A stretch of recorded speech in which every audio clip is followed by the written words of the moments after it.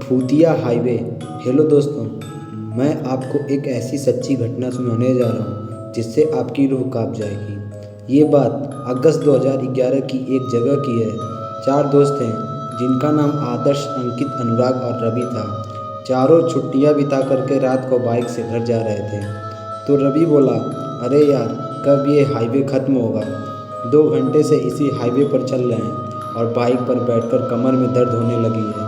तो अनुराग बोला, हाँ यार अंकित, तुझे इस हाईवे के बारे में पता भी है या नहीं, ऐसे ही गाड़ी को भगाया जा रहा है। अंकित बोला, पता नहीं यार, दिन में तो ये हाईवे जल्दी से कट जाता है और न जाने इस वक्त ऐसा क्यों हो रहा है। वैसे भी मैं रात में कभी इस हाईवे से सफ़र नहीं किया। दिन में 2 से 3 बार यहाँ से गुजरा हूँ, रात का एक्सपीरियंस भी नहीं है। वो आपस में बात ही कर रहे थे कि तभी उन्हें पीछे से एक ट्रक का हॉर्न सुनाई देता है। वो ट्रक लगातार इनकी बाइक को ओवरटेक करने की कोशिश कर रहा था। रवि बोला, ये कैसा ड्राइवर है, कहीं शराब पीकर गाड़ी चला रहा है क्या। इतने में उस ट्रक ने इनकी गाड़ी को एक जोरदार टक्कर दी और लगातार हॉर्न बजाता रहा। तो आदर्श बोला, अंकित साइड दे दो इसको, वरना ऐसा लगता है कि ये ट्रक हमें मारने के इरादे से आया है। अंकित उस ट्रक को साइड दे देता है और वो सीधा आगे निकल जाता है। अंकित बोला, तुम लोगों ने उस ट्रक को देखा, ऐसा लग रहा था कि जैसे खंडहर से निकला हो और लगता है कि कई साल पुराना ट्रक है। वो लोग इस घटना से घबरा गए। तकरीबन 10 मिनट बाद हमारी गाड़ी एक पुराने कब्रिस्तान से गुजरती है।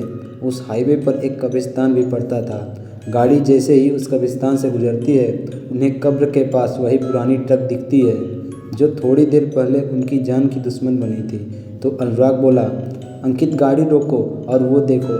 फिर रवि बोला, अरे ये तो वही ट्रक है जिसने हमें परेशान कर दिया था। तो अंकित बोला, मुझे लगता है कि हमें एक बार जाकर देखना चाहिए कि बात क्या है। रवि बोला, तू पागल हो गया है क्या, आधी रात इस वक्त इस तरह कब्रिस्तान में जाने की बात कर रहा है, अरे मरना है क्या। रवि उन्हें वहां जाने से रोकने की कोशिश करता है, लेकिन तभी उन्हें उसी ट्रक से एक आदमी उतरता दिखता है जिसने काले कपड़े पहने थे और उसके सर पर एक टोपी थी। वह लगभग 7 फीट लंबा और हट्टा कट्टा था। यह देखकर न जाने क्यों तीनों की उत्सुकता और बढ़ गई थी और रवि के अलावा सभी उस आदमी के बारे में पता लगाने के लिए उत्सुक हो गए। तीनों उस आदमी के पीछे जाते हैं और रवि को भी मजबूरन उन तीनों के साथ जाना पड़ता है। चारों जब उस ट्रक के पास पहुँचे तो उनका दिल बैठ गया।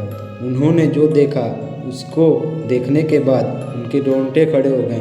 उन्होंने देखा कि ट्रक ड्राइवर कब्र खोदकर लाशों को निकाला और उसे बेरहमी से खाया जा रहा था और वह जिस्म के हर एक अंग को निकालकर गंदी तरह से खाया जा रहा था। तो आदर्श बोला, भाई ये कौन सा राक्षस है और यहाँ से जल्दी से भागो। हड़बड़ाहट में सब वहाँ से एक साथ भागे, लेकिन रवि इतना डरा था कि वह हिल भी नहीं पाया और उनके कदमों की आवाज़ सुनकर उस शैतान को पता चल गया कि कोई उस पर नज़र रख रहा है। वह जैसे ही पीछे पलटा, उसे वहाँ 3 लड़के भागते हुए और एक वहाँ खड़ा दिखाई दिया और वह शैतान रवि के करीब पहुँचा और उस शैतान ने सीधा रवि के गले पर वार किया और एक ही बार में रवि की दर्दनाक चीख निकली और इसके साथ ही रवि की वहीं मौत हो गई। और वहाँ तीनों तेज़ी से गाड़ी की तरफ भागने लगे और गाड़ी के पास पहुँचे और गाड़ी में बैठ गए। वह शैतान अब तक उनके पीछे नहीं भागा था, बल्कि दूर से ही खड़ा उन्हें घूर रहा था। अंकित बाइक स्टार्ट करने की पूरी कोशिश कर रहा था, लेकिन उसकी बाइक स्टार्ट ही नहीं हो रही थी। तभी वहाँ दूर खड़ा शैतान धीरे धीरे उनके तरफ बढ़ता है और वह लगभग गाड़ी के नज़दीक पहुँच गया था। तभी गाड़ी स्टार्ट हो गई और तेज़ी से अंकित की गाड़ी को आगे बढ़ाने लगा। वह शैतान इन तीनों के पीछे पड़ चुका था और तभी वह हवा में उड़ा और सीधा गाड़ी पर कूद गया। और जैसे ही आदर्श उसे देखने के लिए अपनी गर्दन घुमाई, तभी उस शैतान ने आदर्श के सर को अपनी भारी तलवार से काटकर अलग कर दिया और उसका अधकटा शरीर बाइक पर फड़फड़ाने लगा। यह देखकर अंकित और अनुराग दोनों डर गए और दोनों जान बचाने के लिए चलती गाड़ी से कूद गए। और वे दोनों एक घास के मैदान में गिरे जिससे उन्हें कम चोट आई। दोनों सांस दबाए घास में लेटे रहे, लेकिन उनके डर को उस शैतान ने महसूस कर लिया और फिर शैतान को अनुराग एक कोने में दिखा। तभी वो शैतान अपने लंबे नाखून और धारदार तलवार से अनुराग पर वार किया, जिससे उसकी दर्दनाक चीख निकल आई और उसकी मौत हो गई। उस शैतान ने अंकित को नहीं देखा था और अंकित भी अनुराग की मौत के वक्त वहाँ से निकल चुका था, जिसकी वजह से वो बच गया। उस रात हाईवे पर जो भयानक हादसा उनके साथ हुआ, उससे सभी को ये सीख लेनी चाहिए कि अंधेरी रातों में भूतिया रास्ते से गुजरने का अंजाम कितना खौफनाक हो सकता है।